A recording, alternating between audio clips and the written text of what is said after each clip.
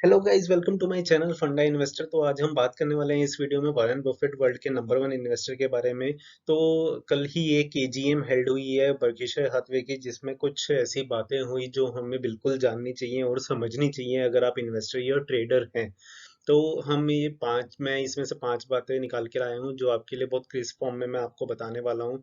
तो दोस्तों, आप जानते होंगे कि वॉरेन बफेट 90 प्लस के हो चुके हैं, 91 प्लस हो चुके हैं बल्कि। और अभी तक वो अपने कंपनी को मैनेज कर रहे हैं और चला रहे हैं, और अभी तक उन्होंने अपनी चेयर छोड़ी नहीं है। तो आगे भी कोई ऐसा इंडिकेशन नहीं दिया है कि वो कोई अपना इस चेयर को छोड़ के रिटायरमेंट लेना चाह रहे हो। ऐसा कोई भी इंडिकेशन नहीं आया है, और बल्कि नेक्स्ट एजीएम की डेट भी अनाउंस कर दी है जो वॉरेन बफे सर हेल्ड करेंगे। तो इस वीडियो में मैं आपको बताना चाहता हूँ दोस्तों, हो सकता है कि आपकी इन्वेस्टिंग के वेज इसमें चेंज हो जाएं जो इन्फॉर्मेशन निकल के आएगी। और मेरा एम जो है इंडिया में फाइनेंशियल लिटरेसी को बढ़ावा देने का, वो मुझे लगेगा कि हाँ, मेरा पूरा हुआ। अगर किसी भी इन्वेस्टर की मैं rate of return, rate of investment में अगर 1% पर ईयर की भी बढ़ोतरी इस वीडियो के थ्रू कर पाऊँ, तो ये मेरे लिए बहुत ही खुशी की बात होगी। तो चलते हैं दोस्तों, ये वो पांच बातें जो बहुत ही इम्पोर्टेंट थी इस मीटिंग में। तो पहली बात का हम जिक्र कर लेते हैं। तो ऐसा डिस्कशन हुआ इस एजीएम के अंदर कि जो आजकल की ट्रेडिंग और इन्वेस्टिंग है वो गैम्बलिंग पार्लर बन चुकी है। गैम्बलिंग पार्लर कैसे कहेंगे कि मार्केट्स बहुत ही हाईली स्पेकुलेटिव हो चुकी हैं आजकल। और ये देखा गया है कि रिकॉर्ड नंबर ऑफ पीपल जो हैं अब ट्रेडिंग में इन्वॉल्व हो चुके हैं इन्वेस्टमेंट छोड़ के। तो इन्वेस्टमेंट से ज़्यादातर लोग जो हैं ट्रेडिंग की तरफ शिफ्ट हो रहे हैं, जल्दी से खरीदना और बेचना, इंट्राडे करना, एफ एंड ओ में जाना। तो ये record number of people, history में ऐसा कभी भी नहीं देखा गया कि इतने ज़्यादा लोग ट्रेडिंग में इन्वॉल्व हो गए हों। तो जो फंडामेंटल्स, जो इन्वेस्टमेंट के फंडामेंटल्स हैं, वो कहीं ना कहीं लोग भूलते जा रहे हैं, और इसी के बारे में डिस्कशन हुआ। बात हुई कि एल्गो ट्रेडिंग के कंसेप्ट कैसे एक कंप्यूटर दूसरे कंप्यूटर के अगेंस्ट जो है ट्रेड्स ले रहे हैं। अगर कोई कंप्यूटर कहता है कि ये स्टॉक बढ़ेगा, तो वही दूसरा कंप्यूटर उसी स्टॉक को उसी टाइम पे कह रहा है कि ये स्टॉक गिरना चाहिए। तो अलग अलग एल्गो ट्रेडिंग के मेथड्स से कंप्यूटर आपस में ही लड़ रहे हैं और अलग अलग पोजीशंस ले रहे हैं।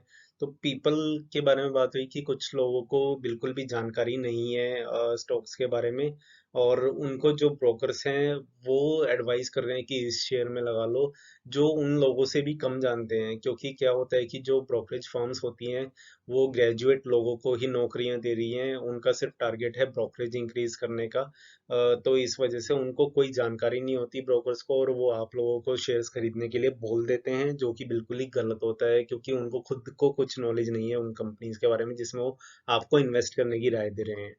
और इसमें बात हुई कि ज़्यादातर ब्रोकरेज कंपनीज का मोटिव अब लोगों को ज़्यादा से ज़्यादा ट्रेड करा के सिर्फ और सिर्फ अपनी कमीशंस और ब्रोकरेज इनकम बढ़ाने का मोटिव बन चुका है। आपके रिटर्न्स बने ना बने, इससे ब्रोकरेज फर्म्स को कोई भी मतलब नहीं है, क्योंकि उनको अपने रिवेन्यू से मतलब है। इसलिए वो ज़्यादा से ज़्यादा आपको गैम्बलिंग में इन्वॉल्व करना चाहती हैं। तो आजकल की स्टॉक मार्केट्स सिर्फ ऐसे जुआ बनती जा रही है, जिस वजह से अब बर्कशायर हाथवे ने, मतलब वॉरेन बफे ने अपने इन्वेस्टमेंट्स को इंक्रीज किया है, और उनको कुछ ऐसी अपॉर्चुनिटीज मिली हैं, क्योंकि ये गैम्बलिंग के अंदर ही अपॉर्चुनिटीज मिलती हैं इन्वेस्टमेंट की। तो यही एडवाइस किया उन्होंने कि आपको इन्वेस्टमेंट्स के ऊपर फोकस करना चाहिए, लॉन्ग टर्म इन्वेस्टमेंट्स के ऊपर, शॉर्ट टर्म गैम्बलिंग के ऊपर फोकस नहीं करना चाहिए अगर आप किसी और बिजनेस या जॉब में इन्वॉल्व हैं तो।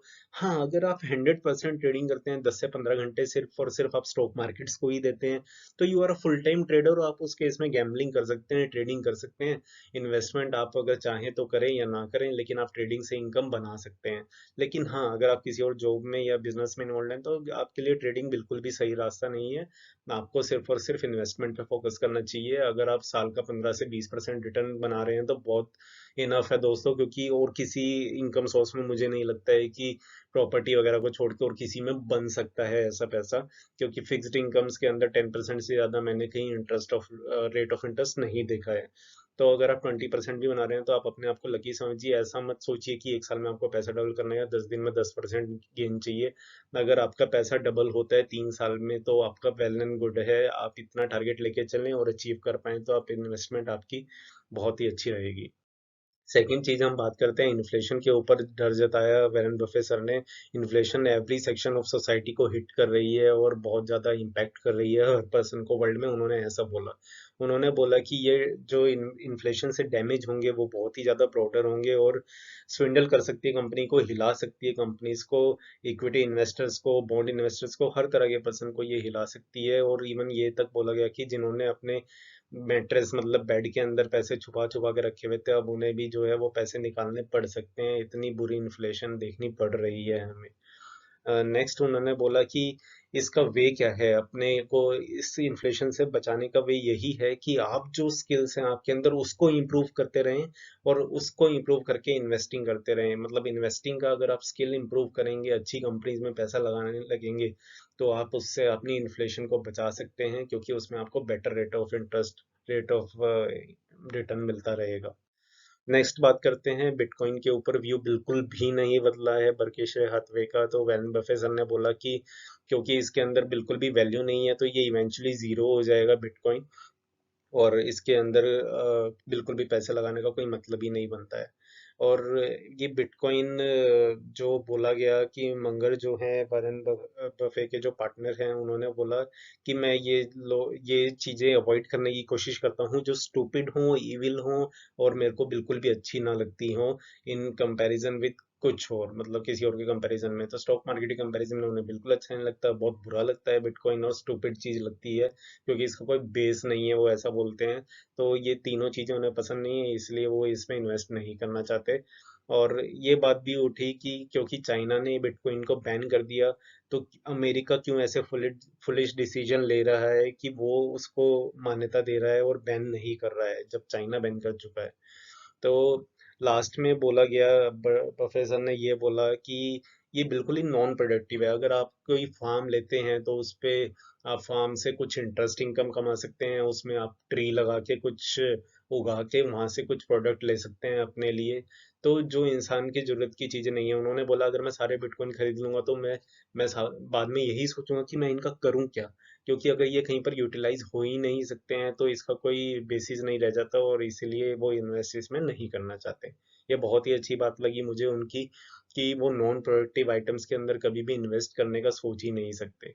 और ऐसा ही है बिटकॉइन, क्योंकि इसका कोई यूज समझ नहीं आता है, तो इस वजह से इसमें इन्वेस्टमेंट का कोई पर्पस नहीं बनता। अब बोर्ड की इंडिपेंडेंस के बारे में बहुत अच्छी बात कही। एजीएम के अंदर ये बोला गया कि दो तरह के जैसे डायरेक्टर्स हैं, एक बोर्ड ऑफ डायरेक्टर्स होते हैं, वो अपॉइंट करते हैं इंडिपेंडेंट डायरेक्टर्स को। इंडिपेंडेंट डायरेक्टर्स के बारे में बोला गया कि उनके पास कुछ पैसे होते नहीं है और वो सिर्फ इनकम लेने के लिए बोर्ड को ज्वाइन कर लेते हैं। इंडिपेंडेंट डायरेक्टर्स इंडिपेंडेंट नहीं है आज के टाइम में। वो जो बोर्ड है सिर्फ बोर्ड की इनकम के ऊपर रिलाई कर रहे हैं। अगर ये बोर्ड इनको पैसा दे रहा है और इसीलिए ये पैसे के लिए मोटिव से ही ज्वाइन कर रहे हैं, तो ये तो बोर्ड के ऊपर डिपेंडेंट हो गए ना, ये इंडिपेंडेंट कैसे रह गए। और मंगर ने ये भी बोला कि बोर्ड जो है इनको इंडिपेंडेंट रहने ही नहीं देना चाहता, ये सिर्फ गधे घोड़े और कुत्ते बिल्ली ही बिठाने चाहते हैं बोर्ड पे। तो यही लोग जो हैं वो इंडिपेंडेंसी नहीं चाहते हैं कंपनी के अंदर, इस वजह से वो इंडिपेंडेंट डायरेक्टर्स ऐसे अपॉइंट करते हैं जिनको सिर्फ पैसे की रिक्वायरमेंट होती है, पैसे से मतलब होता है, और इंडिपेंडेंसी से कंपनी के बारे में कोई मतलब नहीं होता। कुछ एक्सेप्शंस होते हैं, लेकिन हाँ उन्होंने बोला कि ज्यादातर लोग आजकल बोर्ड के इंडिपेंडेंसी को हल्के में ले रहे हैं। अब मेजर इन्वेस्टमेंट बर्कशायर हाथवे ने क्या करी है वो जान लेनी चाहिए आपको, क्योंकि ऑनगोइंग ट्रेंड्स क्या है वो उससे पता चलता है कि इन्वेस्टमेंट कहाँ करनी चाहिए हमें भी, और क्या स्कोप है मार्केट्स के अंदर। हो सकता है डेवलप्ड और अंडर डेवलप्ड कंट्रीज का कुछ डिफरेंस जरूर हो, ये मैं मानता हूँ, लेकिन हाँ ये आपको एक बात देगी कि आने वाला टाइम किस चीज का है और किस चीज के ऊपर हमें भी फोकस करना चाहिए। तो सबसे पहले इन्होंने सबसे ज्यादा पेट्रोलियम, और चेवरॉन जो है बहुत बड़ा पेट्रोल मेकिंग ऑयल जाइंट है, पेट्रोलियम और ऑयल जाइंट के अंदर इन्होंने बहुत बड़ी इन्वेस्टमेंट करी है वैरेन बफेट ने बर्कशायर हाथवे के थ्रू। और टेक्नोलॉजी में अभी भी विश्वास करते हैं। एक्टिविजन ब्लिजार्ड जो माइक्रोसॉफ्ट में अभी एक्वायर कर लिया है, और ये गेमिंग कंपनी है। इसके अंदर इन्होंने इन्वेस्टमेंट करी है, और एचपी जो एचपी के आप लैपटॉप्स वगैरह देखते होंगे, एक्सेसरीज देखते होंगे, उसके अंदर बहुत अच्छी इन्वेस्टमेंट करी है वारेन बफे सर ने। तो अभी भी विश्वास कायम है कि ये कंपनी अभी और भी ज्यादा ग्रो करेगी, क्योंकि हाँ, बहुत ही ये कोरोना वायरस के टाइम से बहुत ज्यादा लैपटॉप्स का, कंप्यूटर्स का चलना बढ़ता जा रहा है। तो हो सकता है ये एक रीजन रहा हो पीछे इन्वेस्टमेंट के। और इंश्योरेंस कंपनी एलिगनी इंश्योरेंस के अंदर एक बहुत अच्छी इन्वेस्टमेंट की गई सर के द्वारा, वारेन बफेट सर के द्वारा। तो इंश्योरेंस कंपनीज का स्कोप आप देख सकते हैं कि आने वाले टाइम में इंडिया में तो वैसे ही बहुत ही ज़्यादा पेनिट्रेशन है इंश्योरेंस कंपनीज का। तो आप इसमें इन्वेस्टमेंट के कुछ ऑप्शंस इवेल्युएट कर सकते हैं, आप अपनी प्लीज स्टडी करें। इसके अलावा बर्कशायर हाथवे के भी जो है कुछ शेयर्स इन्होंने वारेन बफेट सर ने बॉट बैक करे हैं। तो उसका रीजन उन्होंने ये बताया कि मुझे अभी भी बर्कशायर हाथवे जो है अंडर वैल्यूड लगती है। तो इस यही एक रीजन था उनका परचेज करने का अपनी कंपनी के खुद के शेयर्स भी। तो अगर आपको ये वीडियो पसंद आई हो तो प्लीज़ दोस्तों शेयर कीजिएगा अच्छे से, और इसको प्लीज़ लाइक जरूर कर दीजिएगा, क्योंकि बहुत मेहनत लगी है इस पीपीटी को और वीडियो को बनाने के लिए। ये इन्फॉर्मेशन, अगर आपको एक भी इन्फॉर्मेशन हेल्प करती है, तो मैं मानूंगा कि मेरा ये एम जो था वीडियो बनाने का वो सफल रहा। तो अगर आप ऐसी वीडियोस देखना चाहते हैं तो प्लीज़ सब्सक्राइब करें चैनल को और बने रहें हमारे साथ। Thank you so much.